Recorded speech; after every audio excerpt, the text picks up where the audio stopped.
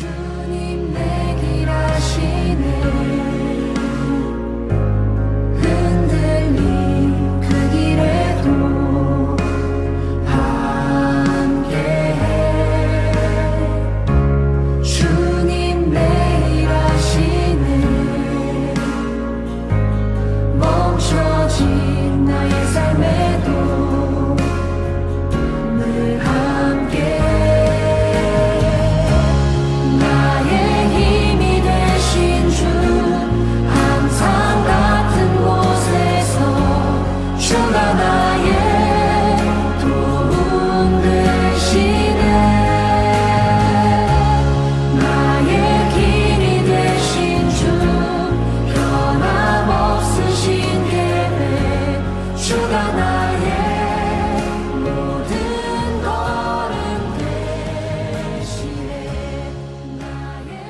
사랑의 하나님 아버지, 참 감사합니다.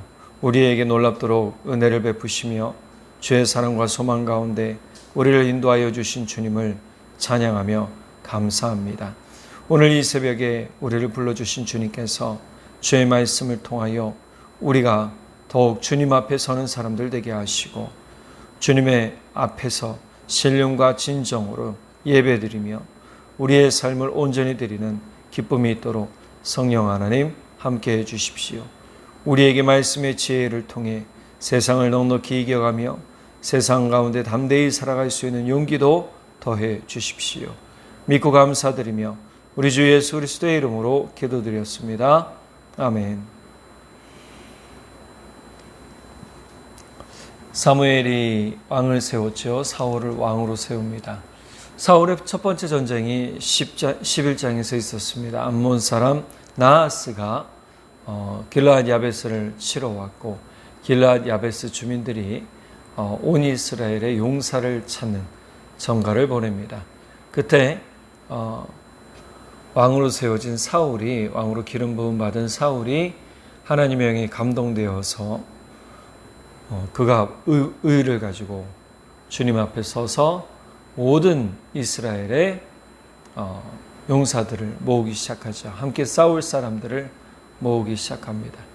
자, 그렇게 모인 사람들의 수가 33만 명이다 그랬습니다. 온 이스라엘이 30만 명이고 유다만 3만 명이었다. 그래서 좀 나눠진 것을 볼 수 있습니다. 그래서 온 싸우러 나온 용사의 수가 33만 명이더라.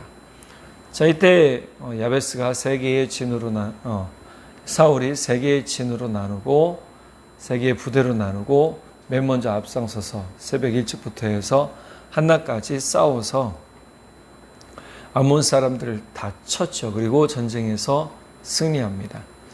자, 백성이 사무엘에게 사울이 어찌 우리를 다스리게, 이 전쟁에서 이겼으니까요, 사울을 비꼬고 했던 사람들을 우리가 죽이겠다, 끌어내자라고 얘기를 하죠.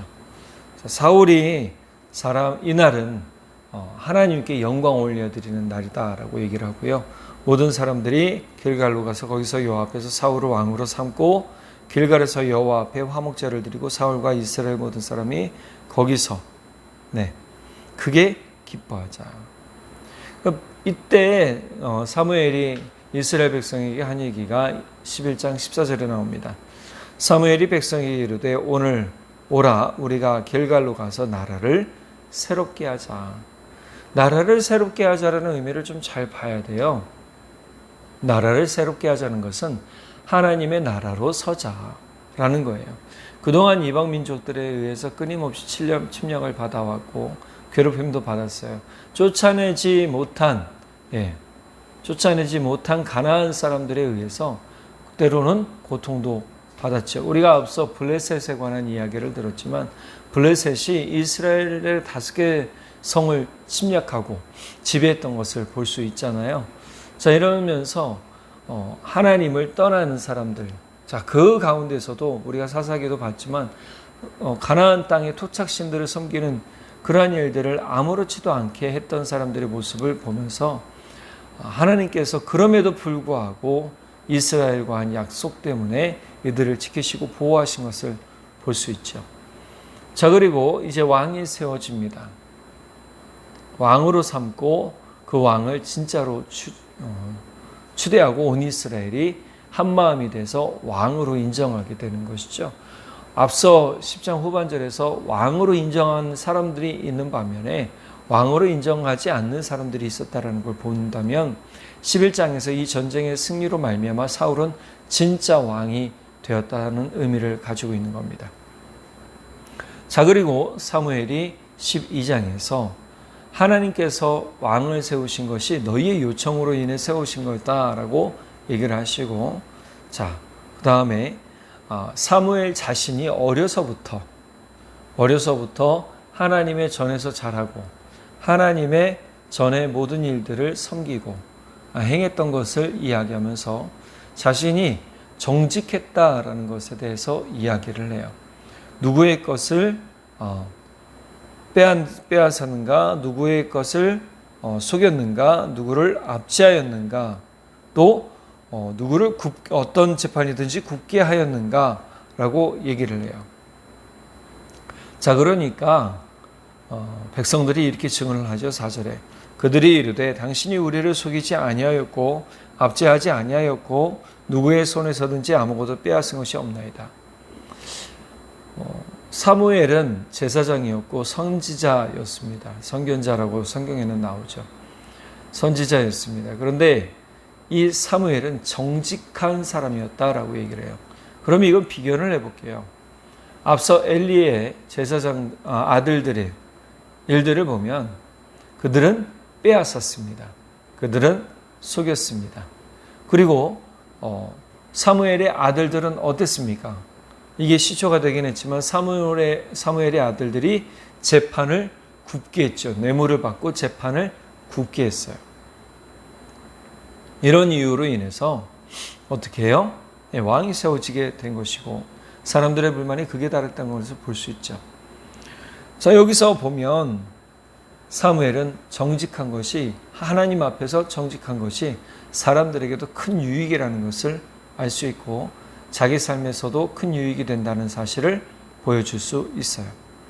그러니까 우리가 하나님 앞에서 정직하게 산다는 것은 곧 사람들 앞에서도 정직하게 사는 거예요. 속여서, 이게 세상이 하는 방법이란 말이에요. 속여서 다른 사람들의 것을 빼앗고 뭐라 그럽니까? 압제하는 거예요.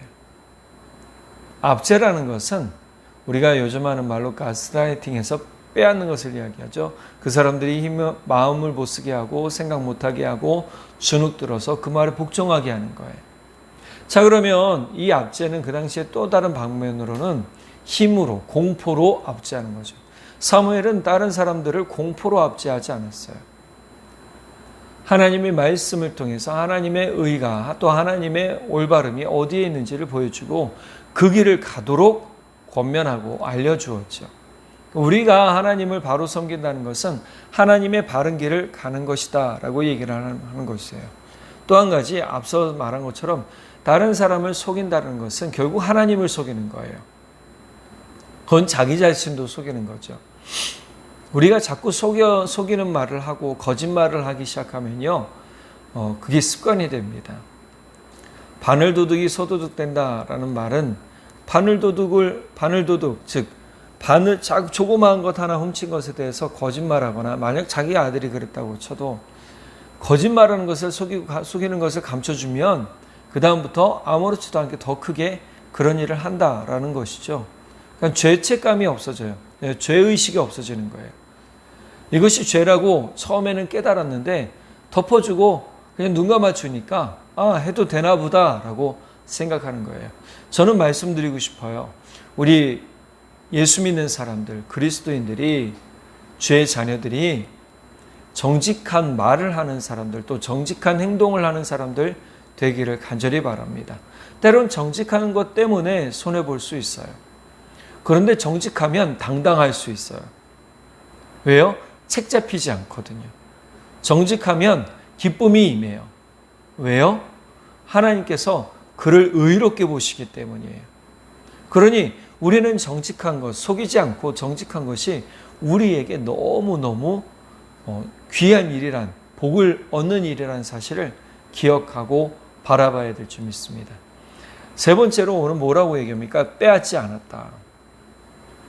빼앗다라는 것은 결국 욕심을 낸다라는 것이죠. 앞서 봤듯이 엘리의 두 제사장 홈리와 비느하스, 두 아들 홈리와 비느하스는 그렇게 욕심이 많은 사람들이었어요. 앞서 우리가 말씀도 봤지만 사무엘의 두 아들도 뭐예요? 욕심이 많은 사람들이었다는 것을 볼 수 있죠. 목회자들도요, 욕심이 많으면요, 그 욕심 때문에 눈이 어두워지게 돼요. 아무리 말씀을 잘 전하고 그가 유학을 갔다 오고 똑똑한 사람이고 그게 중요한 게 아니에요. 하나님 앞에 욕심 부리는 사람, 다른 사람들의 것에 대해서 더 탐욕을 가진 사람들이 생기면 그것은 성도들에게도 피해고요, 목회자 자신에게도 피해가 되는 것이죠. 그러니까 사무엘은 이것에 대해서 원초적으로 아예 차단시키고 살았던 것을 볼 수 있어요. 사무엘은 그 어떤 대가도 요구하지도 않았어요. 그러니까 사무엘의 가장 중요한 근본 원칙은 하나님 앞에 정직이고 하나님 앞에 겸손이에요. 그러니 이 겸손의 마음을 가진 사람은요, 욕심을 내지 않아요. 욕심 부리지 않아요. 그가 욕심을 가지고 살지 않았기 때문에 자신이 당당하게 하나님의 말씀을 전할 수 있었고 그 말씀의 능력을 모든 사람들이 경험할 수 있었다라는 거예요. 오늘 우리는 우리 삶에 욕심 부리지 않고 살아가기를 간절히 바랍니다. 그러니까 욕심은 죄를 낳고 죄가 장성하면 살아가면 사망을 낳는다라고 하잖아요. 이 사망이라는 것은 결국 하나님과 단절되는 것을 의미해요. 내가 욕심을 가지고 사는 순간 모든 하나님의 은혜는 사라지고 하나님이 내게 부어주신 소망과 또 영적 은혜가 사라지게 되는 거예요. 그러니 욕심을 가지지 않는 것이 중요하고 주님 앞에 겸손하게 나아가는 것이 중요하더라. 앞서 어린 사무엘이 하나님 앞에 나아갔을 때 물론 엘리 제사장이 알려준 방법이지만 그것을 통해서 하나님의 말씀을 듣고 겸손하게 그 말씀을 낮춘 것을 볼 수 있잖아요. 그 마음을 낮춘 것을 볼 수 있단 말이에요. 그러니 마음이 겸손하면 하나님의 나라가 그의 것이게 되고 하나님의 음성을 듣고 하나님과 함께 기쁨 가운데 살아갈 수 있는 그러한 복 있는 사람이 된다는 사실입니다. 우리가 살아가면서 무엇을 얻고 더 풍성해지는 것보다 먼저는 내가 하나님으로 인해 풍성히 사는 거예요. 하나님으로 풍성히 사는 거예요. 그래야 내 마음이 넉넉해져요. 내 영이 넉넉해져요. 여유 있어진다는 얘기예요. 그리고 지혜로워져요. 자, 사무엘은 5절에 이렇게 얘기를 합니다. 너희가 내 손에서 아무것도 찾아낸 것이 없음을 여호와께서 너희에게 대하여 증언하시며 그의 기름 부음 받은 자도 오늘 증언하느니라 하니 그들이 이르되 그가 증언하시나이다 하니라. 하나님의 말씀을 바로 듣는 것도 전하는 것도 바로 정직하고 또 겸손하고 하나님 앞에서 누구든지 공포로 어떤 사람이든지 압제하지 않는 것. 우리가 주님 앞에 서는 사람들로 다른 사람들을 보살피는 사람들 되기를 간절히 바라고 연약한 사람들을 위해 힘쓰며 애쓰며 사는 우리 모두 되기를 간절히 바랍니다. 사무엘은 바로 이스라엘을 향해 그러한 마음을 가지고 살았다는 것을 알려주고 있습니다. 오늘 우리도 주님의 마음을 가지고 살아가면서 주의 은혜를 전하고 주의 사랑을 전하는 우리 모두 되기를 예수님의 이름으로 간절히 축복합니다. 기도하겠습니다. 사랑의 하나님 아버지 참 감사합니다. 오늘도 우리에게 복된 지혜의 말씀 주셔서 감사합니다. 우리가 겸손히 주님의 말씀을 듣습니다. 겸손히 주님의 말씀을 따르겠습니다. 성령 하나님 지혜 주시고 우리가 정직하게 겸손하게 또 다른 사람들을 공포나 두려움 가운데 떨게 하는 것이 아니라 사랑으로 온전히 이끄는 모습이 우리에게 있도록 성령 하나님 은혜를 더해 주십시오. 우리는 부족합니다. 그래서 우리에게 풍성히 은혜 주시는 주님 앞에 나왔습니다. 주님, 우리를 꾸짖지 말아주시고 우리 가운데 은혜로 풍성케 하시며 주의 말씀의 길을 우리가 온전히 쫓아가는 복이 있게 하옵소서. 놀랍도록 우리에게 지혜 주시며 은혜 주시는 우리 주 예수 그리스도의 이름으로 간절히 기도드렸습니다. 아멘.